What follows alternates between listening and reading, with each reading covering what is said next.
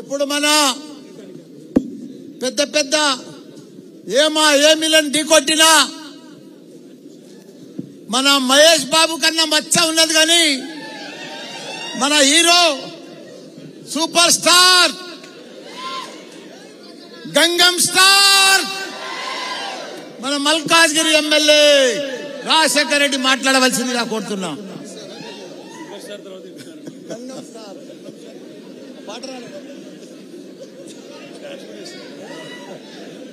జై తెలంగాణ, జై కేసీఆర్, జై కేటీఆర్. ఇవాళ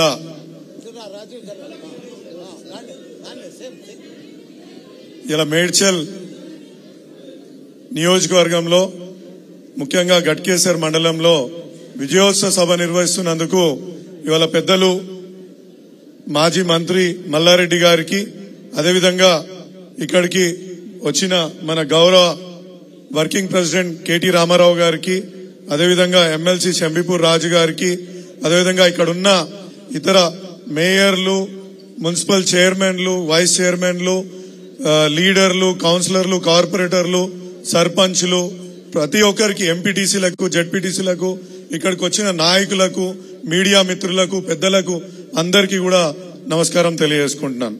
ముఖ్యంగా మొట్టమొదటిగా అందరికీ ధన్యవాదాలు తెలియజేసుకుందాం అనుకుంటున్నా. ఎందుకంటే మరొక్కసారి మల్లారెడ్డి గారిని అఖండ విజయం సాధించి పెట్టినందుకు మీ అందరికీ కూడా ధన్యవాదాలు తెలియజేసుకుంటున్నాను.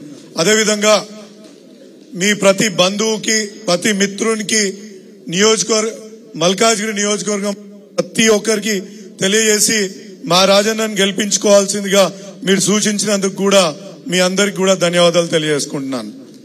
ఇవాళ ఇక్కడ ఒక్క విషయం, మనకు రాబోయేది లోక్సభ ఎన్నికలు కాబట్టి చాలా జాగ్రత్తతోటి వ్యవహరించి అప్రమత్తంతో మనం ముందుకు వెళ్లాల్సిందిగా ఇక్కడ సూచిస్తున్నాను. ఇక్కడ ముఖ్యంగా ప్రతి ఒక్కరు గమనించాల్సింది ఏంటంటే, మనకు చాలా మంది అంటుంటారు, అరే ఇలా మోడీ గారు అక్కడ ఉంటే మనం దేశం కోసం కదా మోడీ గారికి ఒక లోక్సభ ఆయనకి ఇవ్వాలా, లేకపోతే ఇక్కడ కాంగ్రెస్ ప్రభుత్వం వచ్చింది, కాంగ్రెస్ ప్రభుత్వానికి ఒక వాళ్ళు నిలబెట్టిన అభ్యర్థిని గెలిపించుకుంటే మనకు పనులు అవుతాయి అనేసి చాలా మంది ఒక అపోహ పడుతున్నారు. ఇది ఎందుకు అపోహ అని అంటున్నా అంటే, మీరు చాలా గమనించుకోవాల్సింది, మన గత ఎన్నికల్లో ఎవరైతే అభ్యర్థులు గెలిచిండ్రో వాళ్ళ గురించి, వాళ్ళు ఏం చేసిండ్రు అనే దాని గురించి ఒక్కసారి మనం ఆలోచిస్తే ఈ అన్ని మనకు అపోహలు తొలగిపోతాయనేసి ఈ సందర్భంగా తెలియజేసుకున్నాను. గత ఎన్నికల్లో ఒక వ్యక్తి, ముఖ్యంగా రేవంత్ రెడ్డి గారు ఏం చెప్పిండ్రు, ప్రశ్నించే గొంతుకను నేను ప్రశ్నిస్తా, ఇక్కడున్న బీఆర్ఎస్ ప్రభుత్వాన్ని ప్రశ్నిస్తా, అక్కడ మోడీ ప్రభుత్వాన్ని ప్రశ్నించి ఇక్కడ మీకు ప్రతి ఒక్క సదుపాయం కల్పిస్తా అని చెప్పి మన ఓట్లు వేయించుకొని మళ్ళా మనదికు ముఖమన్నా తిరిగి చూసిండా మనది ఓట్లు వేసుకున్నాక. ముఖ్యంగా ఇక్కడ మనం నారపల్లిలో ఫ్లైఓవర్ కడుతున్నారు కేంద్ర ప్రభుత్వంది. ఒక్కసారన్నా ఆ నారపల్లి ఫ్లైఓవర్ గురించి ఒక్కసారన్నా కేంద్ర ప్రభుత్వాన్ని పార్లమెంట్ లో అడిగిన సందర్భం ఉందా? అదేవిధంగా మేడ్చల్ మున్సిపాలిటీలో ఒక రైల్వే అండర్ పాస్ కడుతున్నారు. అక్కడ నాకు తెలిసి ఒక చిన్న మన ఏమంటారు నీళ్ల పైప్ లైన్ వేయాలా, దానికి రైల్వే వాళ్ళు ఒక అభ్యంతరం లేవనెత్తిండ్రు. ప్రతి ఒక్కరు నాకు తెలిసి మేడ్చల్లో ఉన్న కౌన్సిలర్లు కూడా ఒకసారి పోయి ఆయనకు వినతి పత్రం ఇవ్వడం జరిగింది. సార్, మీరు రైల్వే అధికారులకు ఇవాళ పార్లమెంట్ లో ఇది చెప్పాల్సిన అవసరం ఉంది, దయచేసి దీని గురించి చెప్పండి, మీరు చెప్తే అక్కడ మాకు క్లియరెన్స్ అయ్యి అది తొందరగా ఆ ప్రాజెక్ట్ కూడా పూర్తి అవుతుంది అని చెప్పేసి అక్కడ కూడా అతనికి చెప్పడం జరిగింది. అంతేందుకు ఇవాళ నేను మల్కాజ్గిరి నియోజకవర్గంలో నుంచి గెలిచిన దాని చుట్టుముట్టు అంతా కూడా రైల్వే లైన్లు ఉన్నాయి. ఒక్క బ్రిడ్జ్ అంటే ఒక్క బ్రిడ్జ్ కూడా అక్కడ శాంక్షన్ చేయించుకోలేని పరిస్థితి మన ఎంపీ రేవంత్ రెడ్డి గారు, అప్పుడున్న ఎంపీ రేవంత్ రెడ్డి గారిది.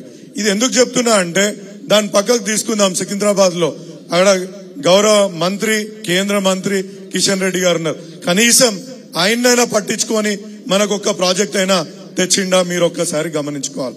ఎందుకు చెప్తున్నా అంటే, కింది స్థాయి నుంచి ఇలా కార్యకర్తల నుంచి, కింద ఉన్న లీడర్ల నుంచి, ఇక్కడున్న కౌన్సిలర్ల నుంచి, ఇక్కడున్న మేయర్ల నుంచి, ఇక్కడ ఎమ్మెల్యేకి ఒక వినతి పత్రం వస్తుంది. ఆ ఎమ్మెల్యే ఎవరికి తీసుకుపోయి ఇవాళ మనం ఉన్న ఎంపీకి ఇస్తే, మన పార్టీ నుంచి గెలిపించుకున్న ఒక ఎంపీకి ఇస్తే తప్పకుండా పనులయ్యే అవకాశాలు ఉంటాయి. కాబట్టి ఇది చాలా జాగ్రత్తతోటి మనం ఆలోచించుకొని మనం ఒకసారి, ఎందుకంటే బేరీ చేసుకోవాలి. ఈ విధమైన అంటే ఒక ఫ్లోని మనం కట్ చేసుకొని వేరే పార్టీ అతన్ని ఇక్కడ తెచ్చుకున్నాం అనుకోండి, మాకు అవకాశం ఇస్తాడా? ఇక్కడ ఉన్న మల్లారెడ్డి గారికి వినతి పత్రం ఇస్తా అంటే ఆయన టైం ఇస్తాడా? నేను పోయి వినతి పత్రం ఇస్తా అంటే టైం ఇస్తారా? ఇది కాబట్టి ఇది ఆలోచించుకొని ఈ ఒక్క విషయంలో చాలా జాగ్రత్తతోటి మనం ఓటు వేసుకోవాల్సిందిగా మీ అందరినీ సూచిస్తున్నాను. అదే విధంగా ఇవాళ మన కేసీఆర్ గారి నుంచి ఇక్కడ ఉన్న ప్రతి ఒక్కరు కూడా ఆయన చేసిన గొప్ప గొప్ప పనులన్నీ చెప్పినారు. ముఖ్యంగా మన మేయర్ ఫిర్జాదిగూడ మేయర్ గారు, మన ఇక్కడ ఉన్న బోడుప్పల్ ఉప మేయర్ గారు, మీకు ఏ విధంగా ఇక్కడ ఉన్న ప్రాబ్లమ్స్ ని కేసీఆర్ గారి వలన మనం తీర్చుకున్నామో మనం చెప్పాను. ఇవాళ ఏ కులం నుంచి నిలబెట్టినా, ఏ మతం నుంచి నిలబెట్టినా వీడు మనోడు కాదు అనేది కాదు. కేసీఆర్ జెండా కింద ఎవరు వచ్చిండ్రు, కేసీఆర్ గారు ఎవరిని పంపించిండ్రో ఆశీర్వదించి అనేది ఒక్కటే చూసి వాళ్ళకు ఓటు వేయాల్సిందిగా మీ అందరినీ కోరుతూ ఈ అవకాశం ఇచ్చిన ప్రతి ఒక్కరికి కూడా ధన్యవాదాలు తెలియజేసుకున్నాను. Thank you.